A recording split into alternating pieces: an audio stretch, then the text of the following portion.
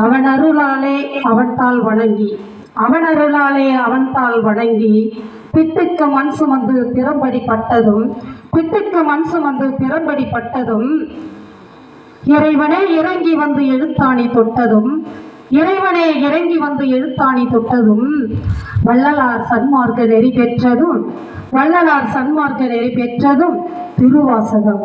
திருவாசகத்துக்கு உருகார், ஒரு வாசகத்துக்கு உருக மாட்டார் என்று என் அருட்பெரும் ஜோதி தனிப்பெரும் கருணை கருணையாக இருக்கின்ற வள்ளல் பெருமானை வணங்கி, அடுத்ததாக தமிழனையும் வணங்கி, இந்த அவையை வணங்கி, இந்த மக்கள் எதுக்காக காத்திருக்காங்க தெரியுமா நடுவரே? சொல்லுமா. எதுக்காக? என்ன 3 பேர் பேசுறத கேட்கறதுக்கா? இல்ல, யாரு? விழுப்புரத்துல இருந்து பூங்காவன ஒருத்தி வந்திருக்காளே, இவ என்ன பேச வரா, என்ன சொல்ல வரான்றதுக்காக இத்தனை மணி ஆயும் வீட்டுல நாடகம் பாக்குறத விட்டுட்டு இந்த தாய்மார்கள்லாம் வந்து இங்க உட்கார்ந்து கவனிச்சுட்டு இருக்காங்களே, யாருக்காக நடுவுறவங்களே? எங்களுக்கு, எனக்காகத்தான். அப்படித்தானே? அப்படின்னா கைத்தட்டல் கொடுங்க பாப்போம். பாத்தீங்களா, இந்த தூக்கத்திலே எவ்வளவு ஒரு கைத்தட்டல் வருது பாருங்க. இவ்வளவு பேர் வந்து பேசினாங்களே, இவ்வளவு பேர் வந்து பேசினாங்களே, நீங்க எப்படிப்பட்ட நடுவர்? நீங்க எப்படிப்பட்ட நடுவர்?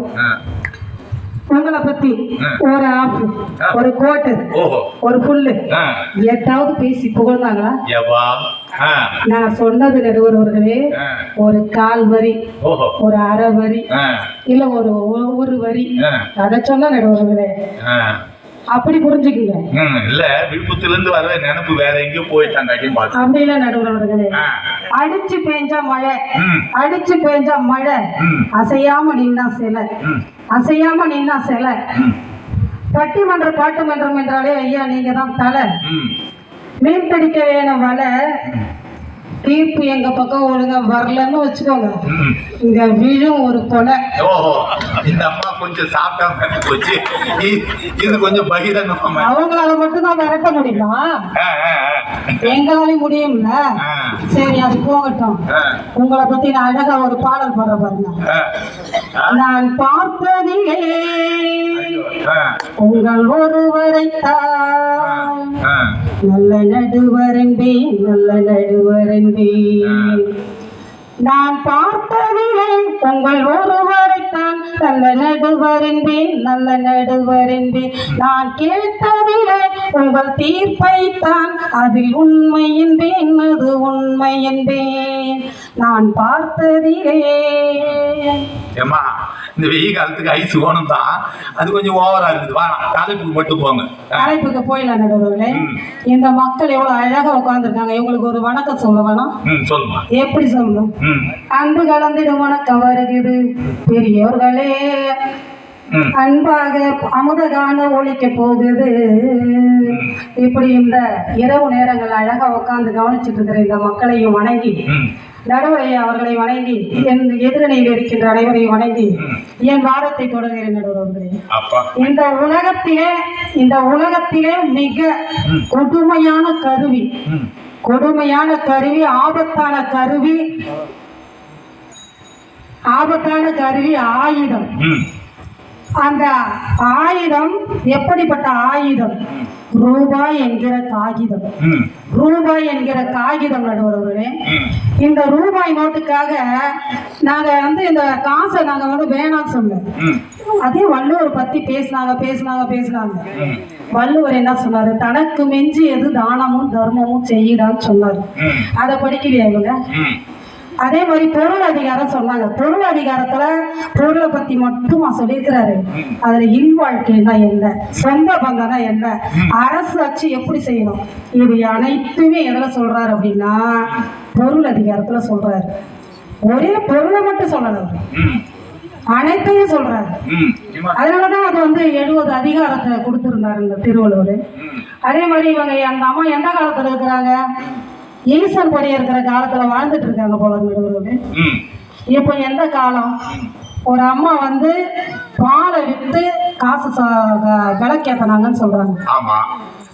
அதே பெரிய புராணத்துல ராஜராஜ சோழன் பெரிய கோயில் கட்டுறாரு சிவபெருமானுக்கு. ஆமா. ஆனா ஒரு புலவர், ஏழ்மையான புலவர் எப்படி கட்டினாரு? யாருடைய கும்பாபிஷேகத்துக்கு இறைவன் இறங்கி வந்தாரு? சாக்கிய நாயனார். சொல்லுங்க நடுவர்களே, நீங்களும் புலவர் தான். யாருடைய கோயிலுக்கு அவர் வந்து கும்பாபிஷேகத்துக்கு முதல்ல வந்தாரு? மனசுல கட்டுறவருக்கு தான். பணம் தேவையில்லையே, பணம் தேவையே இல்லை. அது எப்படி பிள்ளைகளை வந்து பணம் இருந்தாதான் படிக்க வைக்க முடியும்? நீங்களாம் அரசாங்க வேலையில இருக்கீங்க நடுவர்களே. அந்த அரசாங்க வேலையில இருக்கிறவங்க அரசு பள்ளியில படிக்க வைக்க மாட்டேங்கிறீங்க குழந்தைகளை. ஆனா உங்களை பார்த்து இந்த விவசாயிகள் என்ன செய்யறாங்க அப்படின்னா, அந்த பிள்ளைகளும் ஆங்கிலத்துல பேசுறாங்க, நம்ம பிள்ளையும் ஆங்கிலத்துல பேசணும் அப்படிங்கிற ஒரு ஆசையில கஷ்டப்பட்டு உழைச்சு சம்பாதிச்சு படிக்க வைக்கிறாங்க. ஏன் அரசாங்க பள்ளியில படிச்சு அந்த அறிவு வளராதா? எந்த குழந்தைய சாக்லேட் கொடுத்தாலும் வரும். நாங்க நெவருங்க.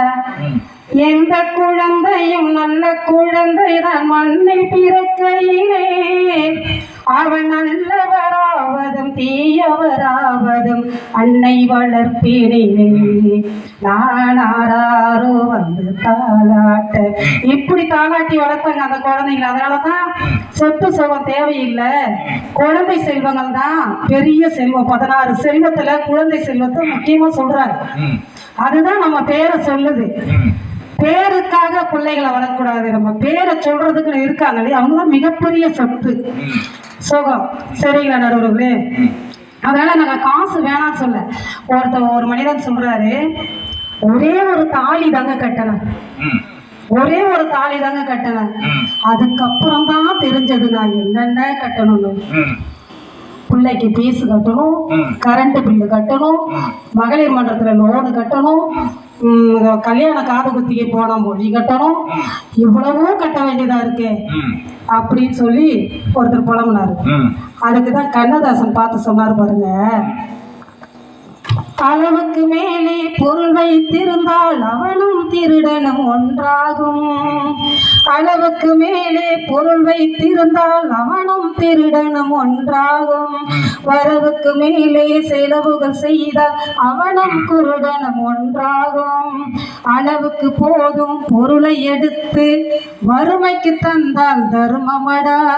அளவுக்கு போகும் பொருளை எடுத்து வறுமைக்கு தந்தால் தர்மமடா. பூட்டுக்கு மேலே பூட்டை வைத்து பூட்டி வைத்தால் அது கருமமடா. காசேதான் கடவுளப்பா, அது கடவுளுக்கும் அது தெரியும் அப்பா. கைக்கு கை மாறும் பணமே, அதை கைப்பற்ற நினைக்கிது மனமே. கைக்கு கை மாறும் பணமே, அதை கைப்பற்ற நினைக்கிது மனமே. இப்ப இந்த ஐயா கையில பணம் இருந்துச்சு, இப்ப யார் கையில இருக்கு? வந்துருச்சு. இப்ப என்னுடைய மகள் இருக்காங்க, அவங்கள கூட ஒரு இடத்துக்கு கல்யாணம் பண்ணி கொடுத்தா கூட அந்த சொந்த மகள் தான். அவங்க அம்மா சொன்னாங்க, அவங்க மூத்தவங்க தான், இருந்தாலும் சித்தப்பானா சித்தா தான், மனைவி தான், அவங்கவுங்க உறவுக்கு அவங்கவுங்க தான். அப்படிதான் நம்ம கூப்பிடுவோம். அதை மாற்ற முடியாது, எப்பயுமே மாற்ற முடியாது, உறவுகளை மாற்ற முடியாது நடுவர்களே. அதைத்தான் நாங்களும் சொல்லிட்டு இருக்கிறோம். பணம் வேணும், அது அளவோட வேணும். சரிங்களா? ஒரு சாமியார் காட்டு வழியா போயிட்டு இருக்காரு நடுவர்களே. அவர் ஏதாவது பூச்சி போட்டுருக்க கூடாதுன்றதுக்காக ஒரு கோச்சிங் ஒண்ணு வச்சு அப்படியே தட்டிக்கிட்டு போயிட்டு இருக்காரு. அங்க ஒரு பெரிய புதையல் இருக்கு. இருந்த உடனே ஐயோ அலந்துட்டாரு அவர் பார்த்து. ஐயோ இது ஆட்கொல்லி வேண்டான்னு போயிட்டே இருக்காரு. நம்மால 2 பேர் போனோம். போய் பார்த்தா புதையல்றா. 2 பேர் பார்த்துட்டான். நீ பார்த்துட்டியாடா? நீ பார்க்கன்றதையும் நான் பார்த்தேன்டா அப்படின்னு சொல்லி 2 பேரும் அதை பார்த்துட்டானுங்களேன்ட்டு 100 தங்க காசுகள் இருந்துச்சு நடுவர்களே. அந்த 100 தங்க காசுகளையும் திருவாளர் கிருஷ்ணமூர்த்தி ரெட்டியார் அவர், டான் மனோகுமார் டிஎம்கே பெருவலூர் ஆக இவர்கள் 2 பேரும் சேர்ந்து பட்டிமன்றத்தை பாராட்டி ரூபாய் 100 அன்பளிப்பு அளித்துள்ளார்கள். அவரும் அவருடைய குடும்பத்தாரும் நீடூழி வாழ வேண்டும் என்று வாழ்த்தி, தனம் தரும், கல்வி தரும், ஒரு நாளும் தளர்வரியா மனம் தரும், தெய்வ வடிவம் தரும் அபிராமி கடை கண்களை என்று சொல்லி இந்த அன்பளிப்பை ஏற்றுக்கொள்கிறோம். போமா, இன்னும் 5 நிமிஷம் தானா? மைக் ஹலோ வந்துடுது. இவங்க 2 பேரும் பார்த்தாங்க நடுவர்களே. ஆளுக்கு 50 தங்க காசுகள் பிரிச்சு எடுத்துக்கலாம். பிரிச்சுட்டானுங்க. பிரிச்சு எடுத்துக்கிட்டு உட்காந்துருக்கும்போது ஒருத்தர் சொன்னா, எனக்கு ரொம்ப பசியா இருக்கு, நீ போய் கடையில போய் பக்கத்துல எனக்கு சாப்பாடு வாங்கிட்டு வா அப்படின்னு சொன்னா. இவனை சொன்னா, அது சரி, நான் போக மாட்டேன், வேணா நீ போயிட்டு வா அப்படின்னு சொன்னான். சரி நானே போய் வாங்கிட்டு வரேன்டா, நீ பத்திரமா இந்த 100 காசையும் வச்சிருன்னு சொல்லிட்டு போயிட்டான். போன உடனே அவன் போயிட்டு சாப்பாடு வாங்கிட்டு வர்றதுக்குள்ள இவன் என்ன நினைச்சான், ஒரு குச்சி எடுத்து நல்லா சீவி அழகா வச்சிருக்கான். இவன் வந்தான் பாருங்க, சாப்பாடு வாங்கிட்டு வந்துட்டேன், ஏப்பா சத்தம் போடுது பை. வந்த உடனே அந்த குச்சி எடுத்து ஒரே சொருகிவான். அப்பா இவனை தீத்துட்டோம், 100 தங்க காசு, உனக்கு என்ன 50 தங்க காசு கொடுக்குறானா பைத்தியமா அப்படின்னு சொல்லிட்டு குத்திட்டான். அந்த பக்கம் செத்து கிடக்குறான். இவன் என்ன செஞ்சான், அந்த சாப்பாடு வேணுங்கிற ரொம்ப பசியா இருக்குன்னு சொல்லி அந்த சாப்பாடை சாப்பிட்டான். சாப்பிட்டவனும் மயங்கி விழுந்து அவனும் செத்து போயிட்டான். அவன் எவ்வளவு பெரிய கேடி பாருங்க. என்னன்னா சாப்பாடு வாங்கிட்டு வர போனவன் அவன் விஷத்தை கலந்து எடுத்துட்டு வந்துட்டான். அதனால 2 பேருமே செத்து மடிஞ்சானுங்க. திரும்ப அந்த சாமியார் அந்த வழியா வராருங்க. வந்து பார்த்தாரு, ஐயோ ஆட்கொல்லின்னு சொல்லவே, ஆளை கொன்னுடுச்சு பத்தியா பணம், அதுக்குதான் இந்த பணம் வந்து ஆட்கொல்லின்னு சொல்லிட்டு போனாங்க அந்த சாமியார். பொன்னை விரும்பும் பூமியிலே என்னை விரும்பும் ஓர் உயிரே, புதையல் தேடி அலையும் உலகில் இதயம் தேடும் என் உயிரே. இது மாதிரி பாடல்களை கண்ணதாசன் எழுதாத வரிகளே கிடையாது. எல்லாத்துக்குமே அவர் பாடல்களை வச்சு எழுதி வச்சுட்டார் நடுவர்களே. அதனால இந்த சொந்த பந்தங்கள் தான் வந்து என்னைக்குமே, இந்த சொந்த பந்தத்தை காட்டிலும் பணம் பெருசா, தேவைக்கு தாங்க பணம் தேவை. தேவைக்கு மீறி வச்சிருந்தாங்கன்னா அவங்க தான் பாதுகாத்து. இப்போ வீட்டில் பணம் வச்சிருந்தா யாரும் இங்கே வந்திருக்க மாட்டாங்க, வீட்டிலே தூங்கிட்டு இருப்பாங்க. ஏன்னா அந்த பணத்தை யாராவது கொள்ளை அடிச்சிருவாங்களோன்ற பயம். அதனால அவங்க வரமாட்டாங்க நடுவர்களே. அதனால நமக்கு தேவைக்கு தகுந்த பணம் வச்சுக்கணும். ஏன் பிச்சை எடுக்கிறாங்க? உழைப்பு இருக்குல்ல. ஒரு அம்மா வந்து ஒரு வீட்டுக்காரர் இல்லை அப்படின்னு சொன்னா அவங்க என்ன செய்யறாங்க, பிச்சை எடுக்கிறாங்க. என்ன செய்யறாங்க, பள்ளிக்கூடம் சேர்க்கணுன்னு பாத்திரத்தை வித்தீங்களே, பள்ளிக்கூடம் சேர்க்கணுன்னு பாத்திரத்தை வித்தீங்களே, எந்த பானையில் சமைக்கிறேன்னு எழுதுங்க, இப்போ எந்த பானையில் சமைக்கிறேன்னு எழுதுங்க. புத்தக நோட்டு வாங்க பணம் அனுப்புறேன்னு சொன்னீங்களே, புத்தக நோட்டு வாங்க பணம் அனுப்புறேன்னு சொன்னீங்களே, வேலைக்காரையா வீட்டுல இன்னும் கூலி கொடுக்கலையா, அம்மா வேலைக்காரையா வீட்டுல இன்னும் கூலி கொடுக்கலையா, புத்தக நோட்டு வாங்கலன்னு வாத்தியார் தினமும் அடிக்கிறார், புத்தக நோட்டு வாங்கலன்னு வாத்தியார் தினமும் அடிக்கிறார், வாங்கி கொடுத்த பேனாவும் உடஞ்சி இரவல் வாங்கி எழுதுற, வாங்கி கொடுத்த பேனாவும் உடஞ்சி இரவல் வாங்கி எழுதுற, அன்புள்ளம் கொண்ட அம்மாவுக்கு மகள் எழுதும் கடிதம். இப்படி அழகா 10 பாத்திரம் தேய்ச்சி கூட அந்த குழந்தைக்கு புத்தக நோட்டு வாங்கி கொடுக்குறாங்க நடுவர்களே. அப்படி இருக்கிற காரணத்தினால சொந்த பந்தங்கள் என்ன செய்யல. அந்த அம்மா அந்த காலத்துல பாலை வித்தாங்கன்னு சொன்னாங்களே, அவங்க சொந்த பந்தத்தை நாடி போயிருந்தா யாரும் இல்லைன்னு சொல்லியே இருக்க மாட்டாங்க அந்த காலத்துல. சரிங்களா? அதனால